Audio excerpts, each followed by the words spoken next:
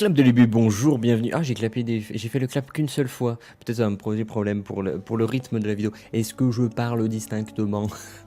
Je ne sais pas. Bonjour, bienvenue. Ça fait longtemps qu'on a fait un clap de fin, de début. Calmons-nous, ce n'est que le début. Aujourd'hui, on va faire une review, mais on va faire un format de review que je n'ai pas encore fait, dont j'ai parlé précédemment. C'est le méga review. Enfin, la méga review qui va, alors normalement, reprendre tout ce que j'ai regardé durant cette semaine. Donc c'est-à-dire qu'il y aura, techniquement, si je regarde tous les animés de la semaine, je vais avoir un épisode par animé. Et en fait, on fait une méga review où voilà, on parle de tout ça. Sauf que j'avais du retard sur pas mal de trucs et donc du coup j'ai rattrapé mon retard. Donc il y a plusieurs animés qui auront 2, 3, 4 épisodes. Donc cette vidéo sera peut-être la méga review la plus longue alors que ce n'est que la première. Au final, c'est pas plus déconnant parce que ça permettra de mettre en place un petit peu le format. Alors, oui, mon curseur, il est là.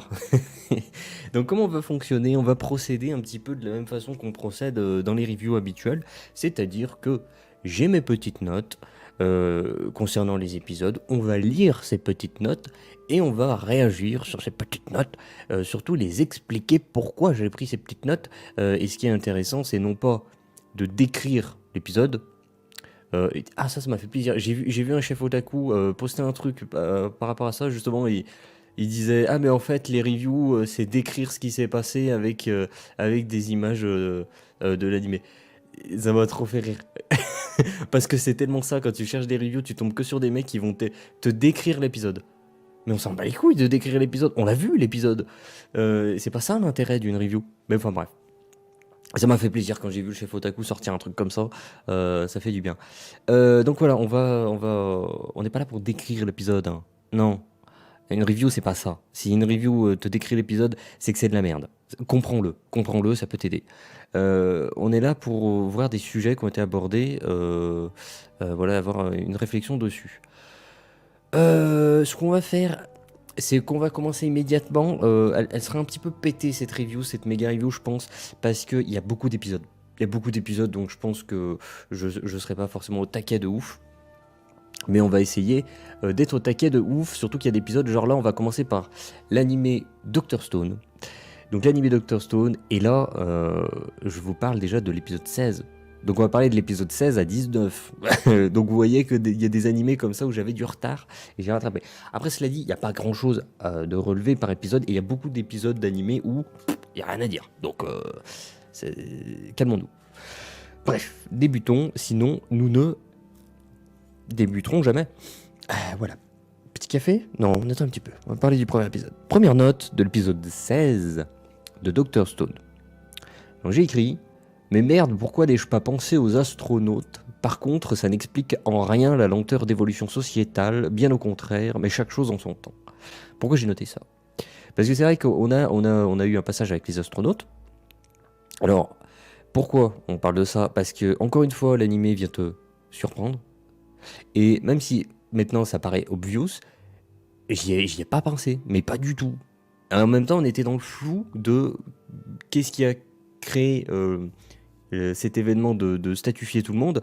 Et le fait de partir sur les astronautes, ça nous a permis non seulement de mettre en place un nouveau groupe de personnages, qui mettra en place d'autres trucs plus tard, mais en plus d'approfondir notre compréhension de ce qui se passe. C'est-à-dire que déjà on sait que c'est un truc qui recouvre la Terre, qui est parti de la Terre apparemment, et qui n'a pas atteint une station spatiale, par exemple.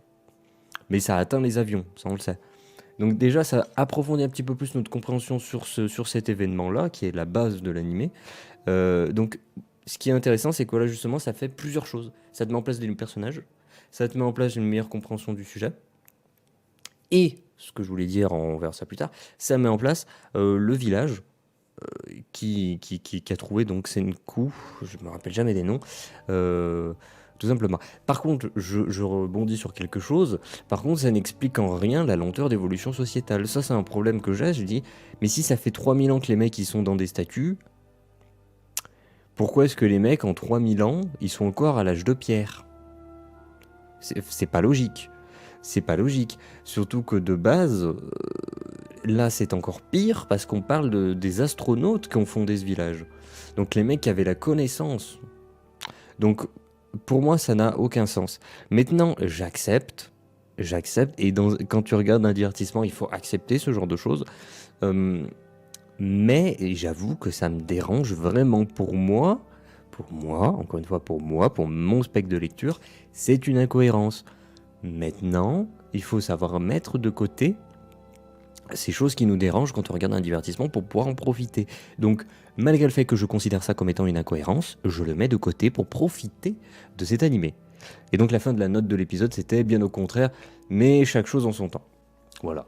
Parce que peut-être que plus tard, cette chose qui me paraît incohérente, peut-être que plus tard, elle sera expliquée. Voilà, tout simplement. Donc, c'était tout pour l'épisode 16. On passe à l'épisode 17 de Dr. Stone. J'ai un peu plus de notes. Passage avec les adultes est une bonne idée pour briser la monotonie et se permettre d'être pas trop mal foutu, mais je vous cache pas ma frustration. Donc là, en fait, on est dans la continuité de l'épisode précédent, c'est-à-dire que, moi, vu que je trouve ça incohérent, bon là, on n'est pas dans la phase d'incohérence, mais on sait que c'est la naissance de cette incohérence. Et alors oui, ça brise la monotonie, et ce qui est fort dans Dr. Stone, c'est qu'il arrive toujours à te surprendre. Et donc encore une fois, il te surprend parce qu'on passe du temps avec ces adultes-là, ces astronautes qui reviennent sur Terre, qui font un village, tout ça. Donc, bravo, juste bravo, c'est génial.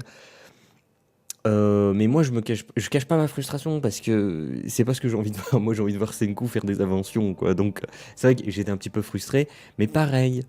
C'est pas parce que c'est pas quelque chose qui va te faire kiffer, qui tout de suite tu dis ok, cet animé c'est de la merde. Non, c'est ce passage j'ai pas trop aimé. Mais tu fais abstraction, tu le mets sur le côté, tu dis ça existe, il y a ça que j'aime pas, mais je sais que l'animé globalement je l'aime bien, donc je vais continuer à kiffer. Donc j'avais noté d'autres notes pour cet épisode. Je pourrais presque en chialer. L'animé gère bien les scènes émotionnelles. Ah, je me rappelle plus trop ce qu'il y avait eu. C'est le problème avec les méga reviews, à mon avis. Il y avait eu une scène où je crois qu'il y avait un perso qui mourait. Je me rappelle plus. Oui, si, il y avait un perso qui mourait. Mais en fait, les scènes où il y a de l'émotion dans Dr. Stone, je sais pas si c'est juste la musique. Et bon, le rythme aussi, parce que du coup, c'est des images lentes et tout. Mais ça fonctionne super bien. Mais ça fonctionne vraiment super bien. T'as limite envie de chialer avec eux, quoi.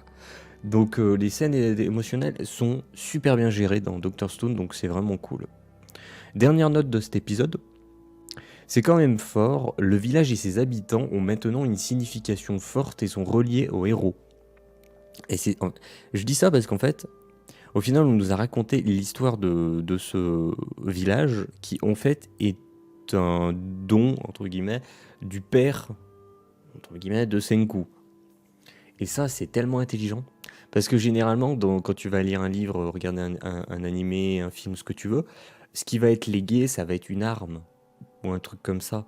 Et là, le legs du paternel, c'est un putain de village et de la main-d'œuvre.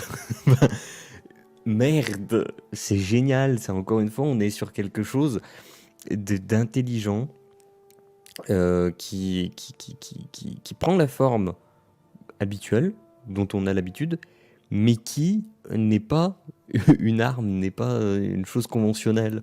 Et donc c'est ça que j'ai vraiment adoré, quelque chose, une construction basique avec une apparence originale. J'adore Dr. Stone, c'est vraiment trop bien. Donc fin de l'épisode 17, on va passer à l'épisode 18. Voilà, on passe à l'épisode 18. Première note. La confrontation commence enfin. Les enjeux vont changer, mais le mystère reste intact. Dans quel ordre les inventions vont sortir? Donc voilà, on a toujours cette part de mystère, on sait jamais dans quel ordre il va faire ses inventions. Et là, on est sur l'épisode 18. Ouais, effectivement. Là, on ne sait pas. On ne sait pas ce qu'il fait. On ne peut pas deviner la suite. La confrontation va enfin commencer. C'est vrai qu'on était un peu en mode tranquillou pépouze. Donc là, il va y avoir du conflit maintenant, beaucoup plus intense, je pourrais dire, avec des enjeux beaucoup plus importants. Donc ça, c'est super intéressant. Mais le mystère est intact. Quel ordre? Bon, ok, d'accord. Donc cette note, ouais, elle avait pas trop d'intérêt, mais elle est là.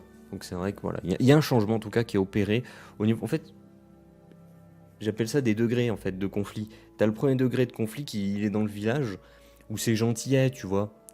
Et là on passe à un palier on passe sur du conflit où leur vie est en jeu. Je tape au micro, désolé. Où leur vie est en jeu, donc on prend vraiment un palier dans les confrontations. Autre note, je me demande que font les deux autres du trio de base, à quand le retour, peut-être une capture de ces personnes-là. Bon, ça on a la réponse pour plus tard, donc au final cette note n'a pas d'intérêt, mais en fait la raison pour laquelle j'ai écrit ça, c'est on est sur le trio de base, et c'est vrai que c'est peut-être un peu dommage. Alors pareil, moi ça me dérange, donc, mais j'en fais abstraction, je le mets sur le côté. Mais c'est vrai que j'aimerais bien voir plus souvent les deux autres. Parce que c'est quand même le trio de base, donc c'est vrai que ça fait quand même un moment qu'on les a pas vus. Donc j'aimerais bien les revoir, tout simplement. C'était juste pour exprimer ça, voilà, tout simplement. Et il y a une dernière note sur cet épisode, tout simplement. Rien à dire, réussit à se renouveler sans cesse. Voilà, donc on rebondit sur ce que j'ai dit. Quand tu finis un épisode, tu dis bah bravo. Je ne suis toujours pas lassé. Donc félicitations. On passe au dernier épisode, épisode 19. Épisode 19. Et y a rien à dire. En gros, j'ai écrit c'est cool, imprévisible, love, next. Voilà, on est dans la continuité. Bien sûr, je pourrais vous dire plein de choses sur cet épisode 19. Mais il n'y a rien de plus à dire que ce que je n'ai pu dire précédemment.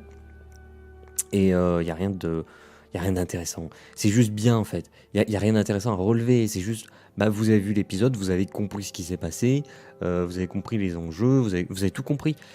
Et voilà, et c'est imprévisible. On aime cet animé, et donc on veut la suite, tout simplement. Voilà, c'était tout pour Dr. Stone. Donc c'est pour ça il y aura des épisodes comme ça où il n'y aura rien à dire. On en est à combien là Ah oui, j'ai mis tant de temps que ça. La vidéo va être longue. Prochain animé, Vinland Saga. Vinland Saga, épisode 17 uniquement. Il n'y a pas eu d'épisode cette semaine, je crois. C'est lundi passé. Épisode 17. Première note. C'est tellement parti en cacahuète. C'est vrai que c'est parti tellement en cacahuète. Là, il y a eu... C'est vrai que c'est cool. On ressent le chaos. On ressent le chaos. C'est ça que veut dire cette note. C'est que t'as les trahisons. T'as l'ennemi qui arrive. Tout le monde se castagne. Tout le monde se trahit. Tout le monde essaie de se buter. L'ennemi débarque. Ils butent ceux qui veulent se ranger de leur côté. Enfin, c'est un bordel, mais c'est un bordel total. T'as, comment il s'appelle, Thorfinn qui revient pour combattre l'autre, là. C'est le bordel, c'est le chaos. C'est le chaos, il n'y a rien qui va nulle part. De l'autre côté, ils s'en vont avec le prince, ils se font arrêter, ils se font un accident. L'autre, il bouffe son champi, il va péter un plomb. Je sais plus comment il s'appelle, l'autre. Bref, le descendant d'Artorius, qui se fait trahir, qui est sur le point de claquer, les ennemis qui les rattrapent. Ça n'arrête pas, c'est un chaos total, c'est trop bien.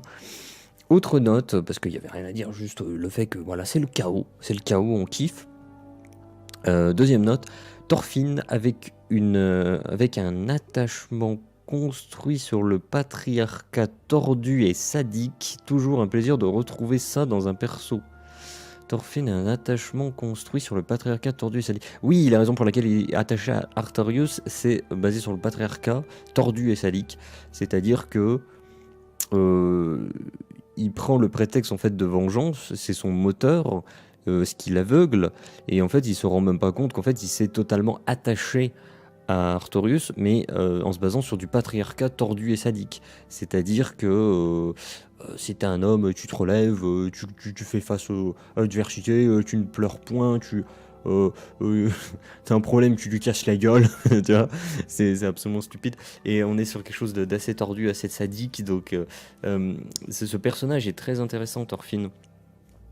Basique, des choses basiques, la vengeance, le patriarcat, des trucs vraiment ultra basiques, très, très éculés, mais pourtant ça marche bien, ça marche vraiment bien, donc c'est un plaisir à suivre ce personnage-là, et hâte d'essayer de le voir quand même évoluer un peu plus sur ces sujets-là, passer à autre chose, la transition pourrait être très intéressante, mais je sais pas vers où va se diriger l'animé pour le moment. Bref, autre note, je ne vais pas me rabâcher. Voilà, je n'ai rien d'autre à rajouter parce que je ne suis pas là, encore une fois, pour vous décrire l'épisode. Je suis tellement content qu'il ait tweeté un truc comme ça, le chef otaku, parce qu'il est quand même quelqu'un qui a une grande portée médiatique chez les otaku. Donc je pense que c'est positif. Bon, après, le problème, c'est qu'il l'a fait en second degré, et du coup, je sais qu'il y a plein de gens qui vont pas comprendre. Parce qu'il y a plein de gens qui ne comprennent pas le second degré, c'est assez triste. On va faire un petit passage du côté du meilleur animé de la saison, c'est-à-dire Radiant. On va dire le T, hein, Radiant. Meilleur animé de la saison. Enfin, non, mais si, voilà, pour moi, c'est le meilleur. C'est trop bien.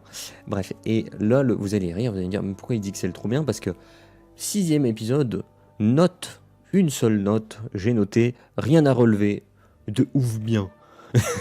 C'est juste bien, mais c'est bien, mais putain, mais que c'est bien. C'est un plaisir de suivre Radiant. Allez le regarder, si vous ne le regardez pas, regardez-le. Et si vous n'avez pas regardé la première saison, effectivement, la première moitié de la première saison, c'est chiant. Je suis le premier à le dire, la première moitié de la saison, c'est chiant. Il ressemble pas. En plus, c'est pas tout à fait comme dans le manga d'ailleurs, donc je sais pas trop comment ça s'est déroulé à la création de cette première moitié de première saison. Mais c'est dommage parce que la deuxième moitié de la première saison est excellente. Et là, la deuxième saison, pour le moment, elle est vraiment, mais elle est au top of the top. Bref, donc Radiant, allez le voir. J'ai rien à vous dire, je veux pas vous décrire l'épisode, allez le voir et puis c'est tout quoi. Et si vous le regardez, bah kiffez, mais vous êtes là et vous kiffez quoi. Donc autre animé, My Hero Academia, épisode 4. Donc là j'étais à jour, j'ai eu qu'un épisode à regarder. Bon, en même temps il y a eu une semaine où il n'y a pas eu d'épisode. Épisode 4, vous l'avez senti cette pression, ce moment où l'autre elle le chope, le moment où ils doivent laisser la gamine, et là t'as la gamine qui le chope, qui lui dit non partez pas. Ah, moi j'ai mis pause, hein. Moi j'ai fait ok, j'ai déjà vu le manga, je sais, mais t'es pas bien. Là, t'es pas bien. Tu ne peux pas être bien. Après, je sais pas si c'est le côté. Parce qu'on a tous un côté patriarcat en nous. Putain, ça pourrait être les paroles d'une chanson. Parce qu'on a grandi dans cette société, donc on a tous un côté patriarcat. Donc en tant que représentant du sexe masculin, quand je vois ce genre de scène, ça me chamboule les tripes, quoi. Ça me prend aux tripes, hein. C'est-à-dire que là, t'as envie de te lever, t'as envie de défoncer ton écran, quoi. T'es en mode vas-y. Vas-y, qu'est-ce que t'as c'est le côté stupide, quoi. Je veux dire, mais après, je suis comme ça, donc je peux pas le nier. Et donc voilà, ça vient jouer avec tes émotions primaires, l'instinct de protection, et ça fonctionne super bien. Cette scène, rien que dans le manga, moi, elle m'avait tué. Et là, dans l'animé, elle rend super bien. Donc voilà, effectivement. Vous l'avez senti, cette pression, je pense, vous aussi. Pas forcément tout le monde, je ne sais pas, parce qu'on est tous différents. Mais je pense que vous l'avez ressenti. Obligé, vous l'avez senti. Ouais, bon, comme quoi, j'insiste dessus. Faites pas genre. Donc, je suis sûr qu'il y en a plein aussi qui vont faire genre... ouais, non, mais c'est pas ouf. Si, c'était ouf, les gars. Calmez-vous. Ce genre de scène explique pourquoi on introduit un personnage et sa puissance en amont. Cela crée non pas les enjeux, mais les conséquences possibles de chaque décision. Ça, c'est par rapport au méchant. Pourquoi est-ce qu'on a eu une scène avec lui en amont? Bah, c'était justement pour que, durant cette scène-là, il n'y a rien besoin de dire, on sait. On sait. On sait les risques qu'encourent les deux jeunes héros, les deux apprentis. Tu le sais? Et ça participe à la pression que ça te fout. Tu te dis, mais putain de bordel à cul, mais il faut absolument protéger l'autre, mais en même temps, mais ils vont juste crever s'ils vont. T'es là, au secours. Et ça, c'était trop bien. Et tu vois, voilà, typiquement, ils prennent le temps en amont d'avoir présenté ce personnage, son pouvoir. D'ailleurs, il a buté un perso complètement inutile. C'était cool. Voilà, c'était bien, c'était intelligent de faire ça dans cet ordre-là. Une dernière chose sur cet épisode, Night A, encore dans cette optique d'être cool aux yeux du spectateur, car posé et réfléchi, prend du recul comme un adulte. Effectivement, souvent on a des personnages qui vont avoir des comportements, des réactions que tu n'as pas en tant qu'adulte, des réactions assez enfantines. Je voulais employer un autre mot, mais là il n'arrive pas à me revenir en tête. Bon, c'est pas grave, je perds souvent mes mots. Mes mots est sympa, mais il se cache. Bref, donc je perds mes mots, mais c'est pas grave. Donc, comment dire? On va le regarder, spectateur, car posé, réfléchi, prend du recul comme un adulte. Donc souvent, tu as des personnages qui vont avoir des comportements enfantins sur certains sujets. Un personnage va être impatient, un personnage va être un petit peu orgueilleux. Bon, ça c'est aussi très présent chez les adultes, mais bon. Un personnage va être très fier. Bon, ça aussi c'est présent chez les adultes. Mais bon, il va se comporter comme un gamin. Night-Age, ce qui est bien, ce qui fait qu'on le voit comme étant un personnage cool, c'est qu'il se comporte réellement comme un adulte. C'est-à-dire que même dans l'urgence, il garde son calme, il se pose, il observe la situation, il se dit ok, d'accord. Voilà, il se comporte comme un adulte. Allez voir la définition d'adulte, déjà, et vous vous rendrez compte que parfois il y a des quarantenaires qui ne sont pas adultes. Voilà, tout simplement. C'est la vie, hein, c'est... Voilà. Donc c'est pour ça en fait que le Night-Age est cool à nos yeux, c'est parce qu'il se comporte en adulte. Voilà. Ce personnage de toute façon est trop bien, voilà, c'est tout. Donc c'est la seule chose que j'avais à dire sur My Hero Academia. Donc on passe au prochain. Attendez, on en a combien là? Oh putain, c'est tellement long. Autre animé, No Guns Life, animé que je kiffe aussi. Épisode 4, donc j'ai 2 épisodes, vous voyez, bon, ça va encore. Épisode 4, ah oui mais l'épisode 4 était intéressant. Alors ok, il faut que je me souvienne ce que je voulais dire parce que la note est pas claire. Bon, je vais vous lire la note et puis après on va analyser le truc. La blonde nommée End est un perso intéressant. Bon ok, jusque là ça va. Puissante physiquement mais faible mentalement car victime de modifications non désirées, des extends là. Est soutenue par sa sœur amie, je sais plus si c'est sa sœur ou son amie, je ne sais pas, voilà je l'écris. En tout cas, on a un inversement de rôle, c'est elle qui en vient à guider sa sœur dans le... Qu'est-ce que j'ai écrit? Dans le droit chemin, malgré sa situation. C'est vrai qu'il y a ce passage-là, mais on va y revenir, je lis, puis après on va comprendre.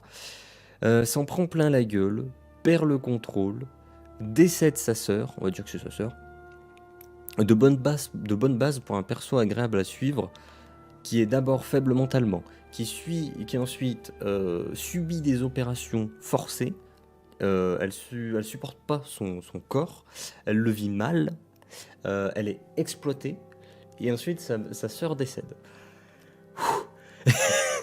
Là t'as un perso comme ça, tu peux pas avoir un perso plus torturé que ça. Donc t'as forcément les bases là pour un perso qui soit vraiment super cool à suivre. Enfin cool, c'est horrible, mais que t'auras envie de voir évoluer, voilà, et qui a un passé tellement important que voilà, tu auras forcément envie de le suivre. Bon, il est claqué, mais tant pis.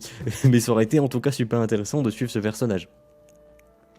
Mais ce que je voulais dire, c'est que oui, il y a eu un passage aussi où justement c'est sa sœur qui la guide en permanence parce qu'elle est faible mentalement, mais il y a un moment où sa sœur fait une erreur. Et c'est elle, malgré le fait qu'elle est en perte de contrôle, exploitée, elle le vit mal, elle est épuisée et tout, c'est elle qui vient remettre sa sœur dans le droit chemin.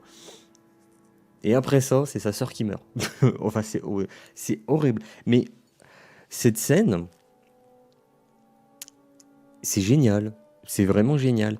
Ça aurait été encore plus sympathique si ça avait été des personnages que l'on connaissait depuis plusieurs épisodes. Là, ça aurait été monstrueux. Donc c'est vrai que quelque part, c'est un petit peu dommage. Mais ça pouvait aussi servir de base pour introduire des personnages super cool. Mais du coup, les deux sont mortes. Donc, c'est dommage en fait. C'était super bien. Voilà. Cet épisode 4 était super bien par rapport à ce duo de personnages. Mais c'est vrai que j'aurais aimé que ce soit une introduction à au moins un nouveau personnage, soit la conclusion de personnages mis en place depuis plusieurs épisodes. Voilà, c'est juste, ça m'embête, voilà, qu'il soit décédé. Petit café. Oh. Ah, il est frisquet. Épisode 5, donc le tout dernier. Du lore. C'est vrai qu'on a eu beaucoup de lore dans cet épisode. Les persos importants sont à présent majoritairement présentés. On voit déjà plusieurs pistes de conflits possibles entre ces divers personnages. Alors, quand je dis les personnages sont à présent majoritairement présentés, je me base sur l'opening et l'ending. on voit des persos, et là maintenant on constate que, semble-t-il, la majorité des persos ont été présentés à présent. Alors, il y a des persos, on ne sait rien, quasiment rien d'eux, mais ils sont là. Donc je pense que maintenant il y a peut-être un perso avec des cheveux roses avec un autre extend. Il y a peut-être un duo de personnages qui vont être mis en avant plus tard. Les antagonistes, sûrement, voilà. Mais globalement, je pense que là, on a tous les persos. Et c'est intéressant parce que déjà, on a plusieurs pistes de conflits possibles. Et ce que j'aime beaucoup, c'est que No Guns Life reste dans cette lignée, c'est-à-dire côté mafia, après-guerre, trafic, corruption. Et du coup, chacun a ses motivations. Et même si des personnes sont dans un même camp, ils peuvent totalement être en opposition. Et c'est ça qui est super intéressant entre la meuf bonne, on va l'appeler, le mec trop stylé, et puis comment il s'appelle, Jiro, je sais plus. Monsieur tête de pistolet. Les possibilités qu'il y a pour du conflit, elles sont pratiquement infinies. Et le fait d'avoir ce qui est intéressant, c'est le fait d'avoir des personnages comme ça. Ils sont techniquement dans le même camp, mais pourtant, ils peuvent se foutre sur la gueule à tout moment. Donc c'est ça qui est trop bien. Et ça s'ancre parfaitement dans le style du manga, dans les sujets abordés. Voilà, c'est ce que j'avais à dire. Autre chose. Quelques rappels sur la puissance du protagoniste, son poids. Donc ouais, il y a un moment, il y a deux personnages qui essaient de le soulever, ils n'arrivent pas à le faire bouger. Et le coup des menottes. On nous dit non mais chez les menottes tu pourras pas les péter, elles sont faites pour les personnes extantes, tout ça, et ils les pètent quand même. Donc on a ces petits rappels, tu vois, peut-être anodins, mais je pense que ça aura peut-être un peu du sens plus tard. Mais on nous rappelle que il est complètement pété ce perso. Le machin il pèse une tonne, je dis une tonne, je sais pas combien il pèse, et il est super balèze. Voilà, donc on a ces petits rappels, je pense que ça prendra du sens un peu plus tard. En même temps, je me rappelle le premier épisode où il arrête un train un coup de poing. Donc je pense que, en termes de puissance, bon, je pense que c'est assez évocateur. Voilà, donc c'était tout pour No Guns Life, qui est l'un de mes animés préférés. Bon, mon préféré c'est Radiant, et je pense qu'après c'est No Guns Life. Durant cette saison, ça doit être No Guns Life. Ah putain, mais il y a encore... Oh, il y a encore tellement de choses. On en est à combien? Oh putain, la vidéo elle va faire 1 heure, je sais pas comment je vais uploader ça. Peut-être que le montage vidéo sera différent d'ailleurs. Peut-être qu'il sera un peu plus posé, il y aura peut-être un peu moins de choses. Je suis désolé, mais là c'est beaucoup pour moi. Et même mon café ne suffit plus. Donc Kosius Hiro. Bref, cet animé l'isekai de la saison. Ah oui, je sais, il y a plein d'isekai durant la saison, mais chaque saison. Mais lui, c'est cet isekai qu'il faut suivre. Mais non, mais techniquement, Sword Art Online aussi est un isekai. On s'en fout. Isekai Popcorn à suivre, Kosyo Seru. Donc là, j'ai 3 épisodes. J'avais 3 épisodes de retard, ouais, donc j'ai des choses à dire. Enfin, quoique pas beaucoup, vous allez comprendre tout de suite avec le premier épisode, c'est-à-dire l'épisode 3. Donc l'épisode 3 de Kosyo Hiro, RAS, isekai classique, mais efficace, ending tout nul. Voilà, c'était bien cet épisode 3. Non mais voilà, j'ai rien à dire, c'est classique, mais ça fonctionne. Donc j'avais pas de choses sur lesquelles rebondir sur cet épisode 3, si ce n'est qu'ils ont enfin mis un ending, mais il est nul à chier. Voilà, donc c'est tout ce que j'allais dire. Et tu sens que tout le budget est passé pour l'animé et qu'en fait ils avaient plus de budget pour le ending, donc ils ont fait un truc en 3D dégueulasse. Tout simplement. C'est peut-être même des stagiaires qui ont fait ça. Bref, épisode 4. Ah bah oui, du coup, forcément l'épisode 4. Joue avec le fait de mettre en place des éléments pas très utiles qui en réalité cachent quelque chose d'utile mais révélé plus tard, est systématique et va donc potentiellement s'essouffler. J'espère qu'ils ont prévu d'autres techniques. Alors ça techniquement... Pourquoi j'ai dit techniquement? Typiquement, c'est quelque chose que l'on retrouve beaucoup dans les neketsu. C'est-à-dire qu'on te dit, cet ennemi est puissant. Ok. Donc on te le met en avant. Donc voilà, on te met en place des éléments très utiles qui en réalité cachent quelque chose. Donc c'est-à-dire on te dit cet ennemi est très puissant, mais si tu le bats, il va t'apporter un truc, il va t'apporter un bonus. Je sais pas, un truc qu'on retrouve souvent dans les Neketsu par exemple. Il combat cet ennemi. Finalement, il s'avère que l'ennemi était encore plus puissant. Mais il finit tout de même par le vaincre parce que power-up, parce que Neketsu. Et à la fin, du coup, la récompense, qui était... c'est une grosse récompense, comme on a dit, parce que c'est un ennemi puissant, mais qui cache une grosse récompense. Mais vu que l'ennemi était encore plus puissant que prévu, et ben ça cachait une récompense encore plus importante. Et ça, c'est une mécanique que tu retrouves souvent, un peu partout, parce que ça marche. Et là, le problème, c'est que c'est utilisé systématiquement.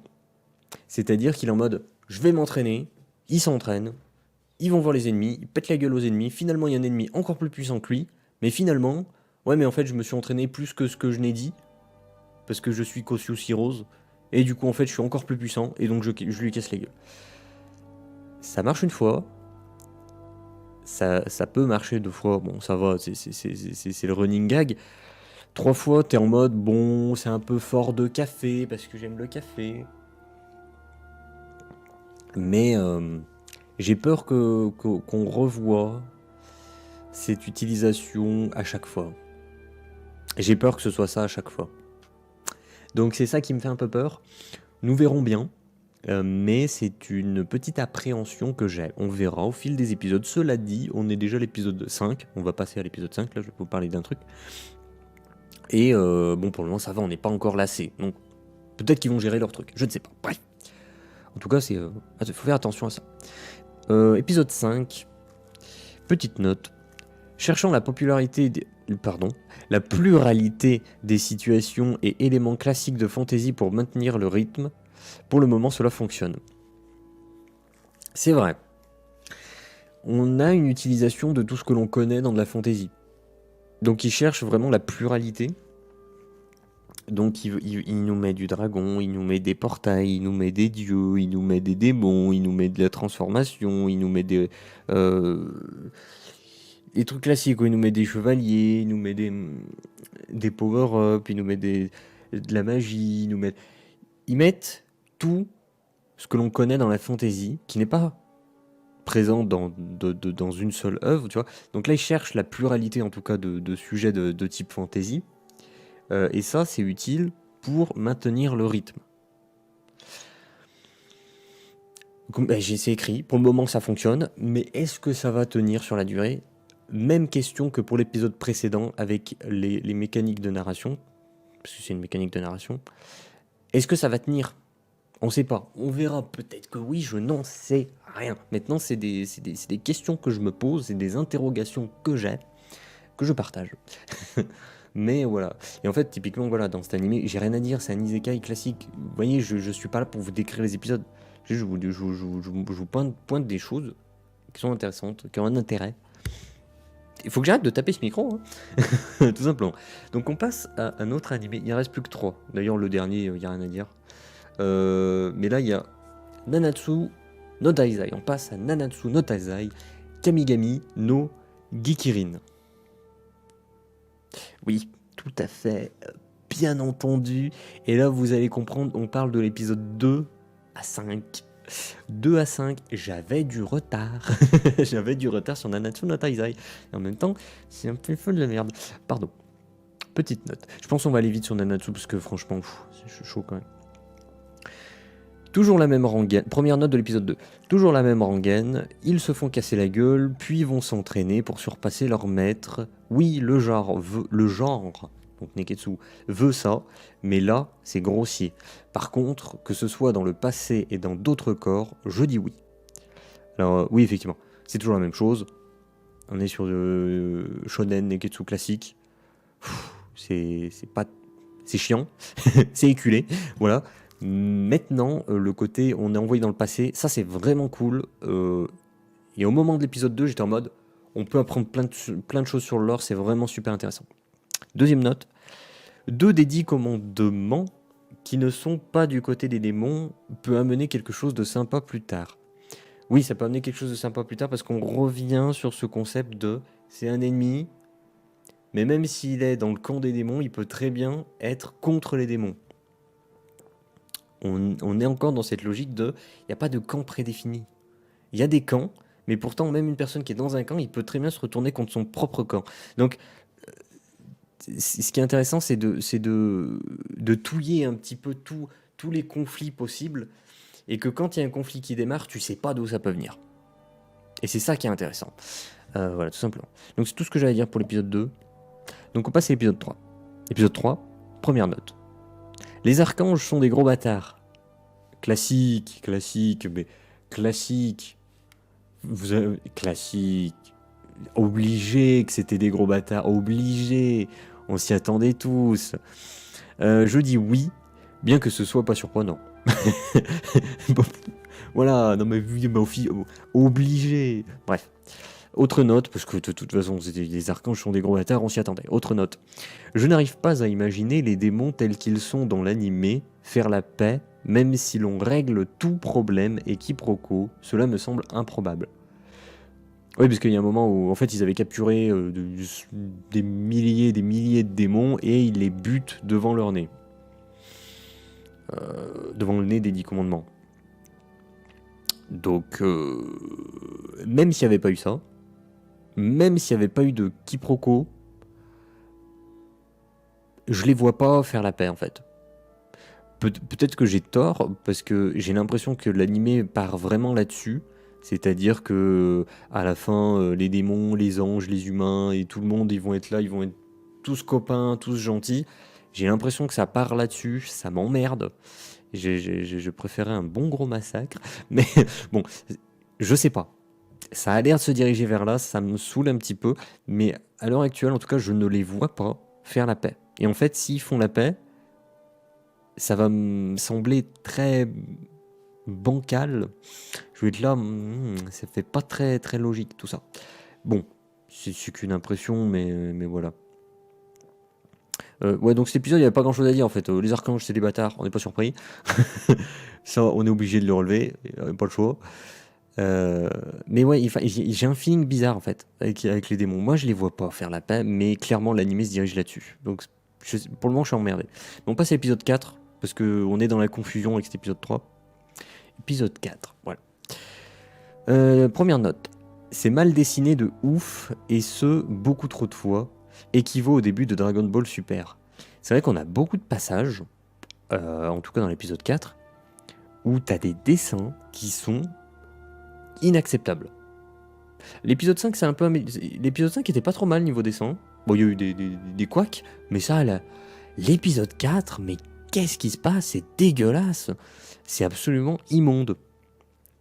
Mais vraiment niveau Dragon Ball Super du début, je sais pas si vous vous rappelez de la gueule du Super Saiyan 3, quoi. On nous renvoie du Super Saiyan 3, on est tous contents, on voit sa gueule, on fait... Ah, ça fait peur, dis donc, qu'est-ce que c'est que ce truc? Donc c'était vraiment une déception infâme. Et là, on est un peu là-dessus, c'est que c'est dégueulasse. Bref, deuxième note. Des dieux archanges et des démons 10 commandements, et pourtant je ne ressens aucune grandeur dans l'affrontement, aucun aspect divin. C'est vrai. Il y a un problème. Il y a un gros problème parce que dans leurs affrontements, t'as vraiment, comme on l'a dit, hein, t'as les dieux, les archanges, t'as les démons, les 10 commandements, t'as les humains, les fées, t'as les géants, et même les géants et les fées, ils servent à rien au milieu de tout ça, ils sont niveau puissance, ils sont peanuts. T'as les humains qui sont un peu partout, ils se font péter la gueule. Malgré ça, je ne ressens aucun aspect grandiose, tu vois. Normalement, c'est des affrontements divins où tu es subjugué par les proportions que l'affrontement prend. Je ressens pas ça. Pas du tout. Donc il y a un vrai souci à ce niveau-là. Il faudrait peut-être faire des remises à l'échelle. Des remises à l'échelle. Faire des petits passages où tu es dans un village, je sais pas, et tu suis une mini-aventure, tu vois, qui est pas longue, mais que tu comprends sans aucun dialogue. Juste du visuel. Tu comprends la vie d'une petite famille, tout ça. Tu comprends qu'il y a la guerre à côté. Tu comprends qu'ils commencent à fuir leur village. Et tu comprends que cette petite famille, leur village, tout leur entourage, ils se font décimer par une balle perdue. Et une balle perdue qui est une pichenette en fait, mais qui a ravagé un village. Il y aurait ça, bah ça fait une remise une remise à niveau, mais merde. Nous rappeler les proportions, quoi. Nous rappeler. Pareil, j'ai perdu le mot que je souhaite employer. Mais nous rappeler, voilà, que quand t'as un de ces combattants qui fait une pichenette, il peut mettre fin à des centaines de vies. Et le fait qu'il n'y ait pas ces rappels, eh ben, tu ressens aucune grandeur dans l'affrontement. T'es juste en mode, ouais, bah, mets-moi un combat de boxe, c'est plus intéressant, c'est plus impressionnant. Donc, il y a un problème là, au niveau voilà, du ressenti de la grandeur des affrontements. Il y a un vrai souci à ce niveau-là, on le ressent pas. Autre note, sacrifice de 6 des 7 cœurs pour se transformer. Peut-être par la censure et la faible qualité de l'animé, mais le rendu est ridicule. C'est vrai que le rendu est ridicule. Ça c'est pareil en fait. Normalement le moment où ils sacrifient 6 de leurs 7 cœurs, qui se transforment vraiment en bottes, en monstres berserk totalement bestial, là c'est pareil, on en revient sur la même chose en fait. On est censé ressentir l'horreur de la chose. Vraiment qu'il y a un truc qui est pas normal qui est en train de se produire, qui est réellement dangereux pour tout le monde, même pour ceux qui le font, et on le ressent pas. On le ressent pas du tout. Il y a un souci de mise en scène, il y a clairement un souci de mise en scène, en plus que c'est dessiné avec le cul, en plus qu'il y a de la censure, ça va pas, ça ne marche pas, ça ne fonctionne pas, et c'est dommage. Je pense très sincèrement que le manga doit être génial, parce que le manga, sans aucun doute, a fait une mise en scène beaucoup plus intéressante. Là, l'animé, c'est de la merde. Et je le dis clairement, c'est de la merde. Et là, vous allez me dire, non, mais c'est ton avis, il y en a qui aiment. Mais oui, mais tu peux aimer, mais ça n'empêche que foncièrement, c'est de la merde. Moi, j'y peux rien, quoi. C'est comme ça. Après, ça divertit, oui. Mais bon, est-ce que t'as envie de te divertir avec de la merde? Bon, bref. Je m'énerve un peu sur Nanatsu parce qu'il me déçoit en fait. D'épisode en épisode, ça me déçoit. Épisode 5 était mieux dessiné d'ailleurs. On passe à l'épisode 5, dernier épisode. Une seule note. Tout est en demi-teinte. Pas envie de parler de quoi que ce soit. Bah voilà, parce qu'à force en fait de chaque fois... vous voyez, tout ce dont j'ai parlé sur Nanatsu, j'ai parlé de différents sujets, mais on revient toujours à la même chose. C'est que tu ressens pas les choses. Bah, tu regardes, tu te divertis, mais... c'est creux, c'est faux, tout sonne faux et tout est en demi-teinte. Voilà, je peux pas mieux l'expliquer que ce que j'ai noté, hein, parce que c'est vraiment ce que je ressens en fait. Tu regardes l'épisode, tu fais bah ouais, mais ok. Bah on va voir la suite, mais je m'en fous quoi. J'en ai rien à foutre. je ne suis pas transporté par cet animé. Bref, fin de Nanatsu no Taizai Kamigami no Gekirin. Voilà, j'ai dit tout ce que j'avais à dire. C'était pas fameux, hein, en tout cas, sur Nanatsu. Alors on est sur quelque chose qui est plus plaisant. Sword Art Online, Alicization, Arc 3, War of Underworld. Si. Nouvel animé. Donc le Sword Art de cette saison. Là j'étais à jour, donc j'ai que l'épisode 5. Épisode 5. Par contre, il y a quelques notes. Donc je vais lire ces notes parce que je sais plus trop ce que j'avais écrit. Ouais, ça va. Hein. Donc, on va lire un petit peu la note parce qu'il y a une note qui est super longue et je sais pas ce que c'est. Redécouvrons ensemble. Enfin, moi je redécouvre, vous découvrez. Je prends un exemple. Dans l'épisode, le chevalier le plus fort utilise une lame de volonté. Cette dernière est parée par réflexe par un Kirito en mode off. Je rappelle que le Kirito, son esprit n'est plus là. Suite de la note. Eh bien ça, c'est à l'image de l'animé. Il ne cherche pas à être spectaculaire à outrance, il aurait pu faire une attaque violente et dévastatrice qui aurait elle aussi été parée, mais ce n'est pas dans le ton de l'animé. Ce que je souhaite dire c'est que on peut ressentir un manque de spectaculaire renversant. Et en ce cas, cela veut juste dire que ce n'est pas votre genre d'animé. La scène de fin, c'est du trop peu pour contenter une envie de spectaculaire, donc je ne la compte pas. Oui, donc oui, ça, à la fin le portail explose, tout ça. Donc ouais, mais c'est spectaculaire. C'est du trop peu, c'est pas... C'est une scène de 2 secondes qui va être spectaculaire. Ok, d'accord, mais c'est pas le déroulé qui est spectaculaire. C'est ça que je veux dire. Alors ça, c'est intéressant. Pourquoi ? Ça met en avant le mood, l'ambiance, tu vois, que tu ressens dans un Sword Art Online, tu vois. On n'est pas pour faire du spectaculaire, tu vois, à outrance, où à chaque fois c'est... Boah, et du coup, ça me rappelle Nanatsu, tiens. Bref, on n'est pas là pour faire du spectaculaire. Et là, typiquement, ça aurait pu être, je suis l'épice le plus fort, je veux mettre une attaque très puissante, ça va rager le camp, mais Kirito va quand même parer, tu vois, par réflexe. Et ça aurait été une parade grandiose, enfin un truc de fou. Non, on n'est pas là-dessus. On n'est pas là-dessus, c'est pas du Sword Art Online. Sword Art Online, c'est posé, tu vois, c'est plus smooth. Et là, on est encore une fois sur un rappel de ce comportement pour l'animé. C'est-à-dire, il envoie une lame d'esprit, je sais pas quoi, et l'autre, il le part. Mais c'est pas quelque chose de très visuel. C'est pas quelque chose de spectaculaire. Ça aurait pu, parce que c'est le sujet est intéressant.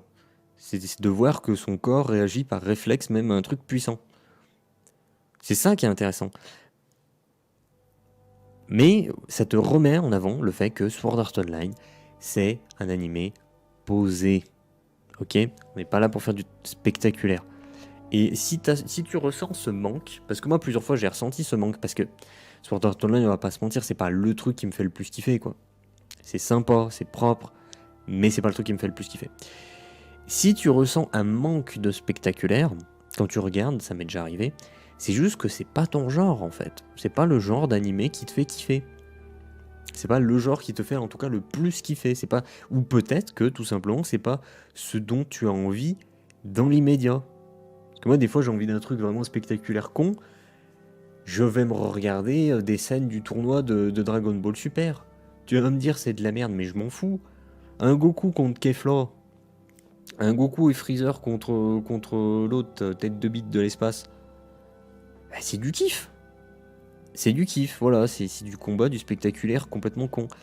Sword Art, on n'est pas là-dessus. On est quelque chose qui essaye toujours d'être subtil, même dans son visuel. Donc, c'est pour ça. Je souhaitais mettre ça en avant, mettre ça en exergue, parce que c'est un fait et il faut pas l'oublier. Et je pense que beaucoup crachent sur Sword Art Online, peut-être par ce genre de ressenti.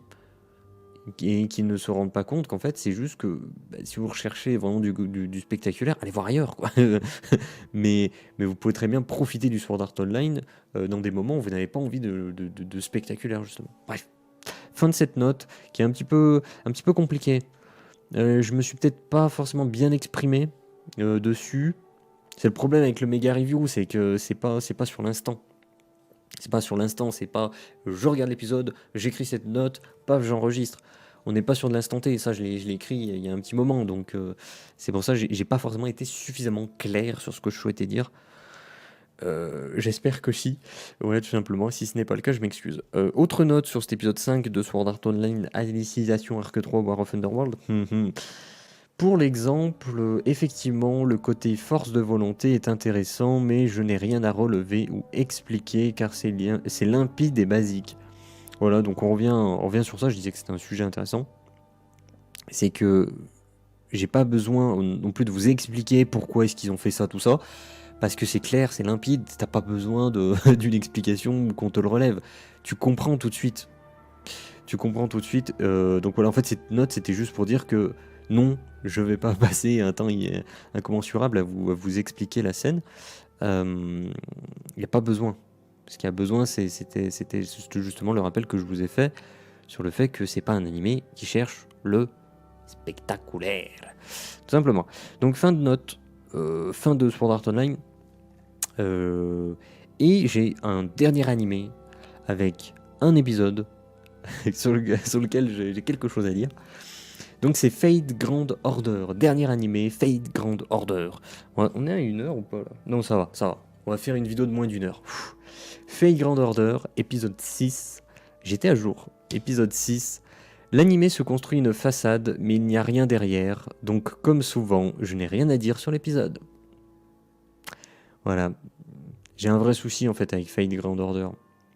C'est que, en fait, Fate Grand Order, c'est un divertissement. Comment expliquer? Un produit de divertissement On prend un produit de divertissement, ok? Un animé, c'est un produit de divertissement, ok? Fate Grand Order n'a pas pour but, n'a pas pour vocation de devenir une œuvre en tant que produit de divertissement. Il a pour but, en tant que produit de divertissement, d'uniquement être divertissant. C'est important. C'est important et beaucoup ne font pas la différence. Et moi, j'appuie ce fait. J'essaie de le mettre en avant pratiquement à chaque review. Enfin, régulièrement, j'en parle. Il faut comprendre qu'un produit de divertissement n'est pas forcément une œuvre. Il peut très bien se contenter d'être divertissant, et c'est pas un putain de problème. Et ça veut pas dire que juste il cherche à divertir, qu'il est mauvais. Non, tu prends Fate Grand Order, il cherche juste à être divertissement. C'est pas une œuvre, mais c'est propre. C'est très très propre. C'est très agréable à regarder. Les musiques sont bonnes, le visuel est bon, l'animation est bonne. Tu ne peux pas... Bon, les doublages, j'en parle pas. Les doublages japonais, c'est tout le temps bon, quoi. Mais voilà, c'est pas une œuvre. Mais c'est pas grave, tout simplement. Mais voilà, j'aurais rien à dire parce que j'ai vraiment cette sensation qu'il se construit une façade et qu'il cherche de la complexité sur complexité sur complexité, sauf qu'il n'y a rien en fait derrière. Et ça par contre, ça m'emmerde. Ça par contre, c'est un problème. C'est parce qu'il cherche à créer de la complexité artificielle. Et en fait, c'est creux derrière, c'est complètement creux. Donc moi, ça m'emmerde. C'est qu'il essaie de faire un genre, non mais si, mais il faut que tu réfléchisses. Non, parce que du coup tu perds un petit peu ce côté divertissant. T'as un côté un petit peu pompeux, un petit peu relou. C'est un petit peu dommage. J'espère qu'ils vont essayer de se calmer là-dessus et faire ce qu'ils savent faire, c'est-à-dire divertir. Tout simplement. Bref, c'est la fin. On a mis moins d'une heure pour faire la méga review. En même temps, c'était une méga review compliquée parce que, je rappelle, on a parlé d'animé, je vais juste donner le nombre d'épisodes. Premier animé, on a mis 1, 2, 3, 4 épisodes. Un épisode, 2 épisodes, 3 épisodes, 4 épisodes, un épisode et un épisode. Donc, normalement, la prochaine méga review, ce devrait être une méga review. On va parler des animés, mais on va parler un épisode par animé. Et si t'as 2 animés sur lesquels il n'y a rien à dire, bah, le méga review, elle sera peut-être finie en 20 minutes. Donc voilà, là c'était une méga review, c'était la première. C'était long parce qu'il y avait beaucoup d'épisodes à rattraper. Et peut-être aussi que la semaine prochaine, je serai pas à jour sur plusieurs animés. Et que donc du coup la méga review, elle durera 5 minutes parce que j'aurai rien regardé, tout simplement. Et ben écoutez, c'est fini. Ah oui, merde. J'ai failli oublier. J'avais dit, objectif du mois, se comporter en youtubeur. C'est-à-dire qu'à la fin, vous pouvez quitter la vidéo, c'est fini. Je vais vous emmerder. Si vous avez aimé, vous mettez un pouce bleu. Si vous n'avez pas aimé, vous mettez un pouce rouge. Si vous aimez le format, n'hésitez pas à vous abonner, parce qu'il y en aura d'autres. Si vous souhaitez être tenu au courant de tout ce qui se passe, le seul endroit où être, c'est mon Twitter. Follow le Twitter, il y a tout. Il y a les sorties de vidéos sur cette chaîne, il y a les sorties de vidéos sur les autres chaînes, et il y a les sorties des chapitres de mon roman, tout simplement. Tout ça pour rebondir sur le fait que j'écris un roman de type fantasy. Si vous aimez les romans de type fantasy, il est disponible gratuitement. Allez dans la description, il y a un lien. Je crois qu'il faut se créer un compte Wattpad. Mais enfin bref, tout est gratuit et tout est fait en 2 clics, donc... voilà, enfin je veux dire, calmons-nous, c'est facile. Donc tout simplement, c'est tout dans la description. Voilà. Et puis c'est tout. J'ai dû oublier des trucs parce que je sais pas ce qu'ils disent, moi, les youtubeurs. Je sais pas. Je sais pas. Si, je crois qu'ils disent partage, parle-en autour de toi. Si t'as aimé, parle-en autour de toi. Et je sais plus ce qu'il y a. Si, commente, donne ton avis. Parce que c'est super intéressant en fait. Une review, si tu donnes pas ton avis, on se fait chier quand même. Voilà, donc cultivons la pluralité des avis et des visions, tout simplement. Donc n'hésite pas à communiquer. Voilà. Donc sur ce, je pense que j'ai fait mon merdier de youtubeur. Je pense que je suis plutôt content là. Je pense que c'est acceptable. Bon, sur ce, moi je vais pouvoir aller finir mon café extrêmement froid. Je vous laisse, je vous dis clap de fin et à la prochaine.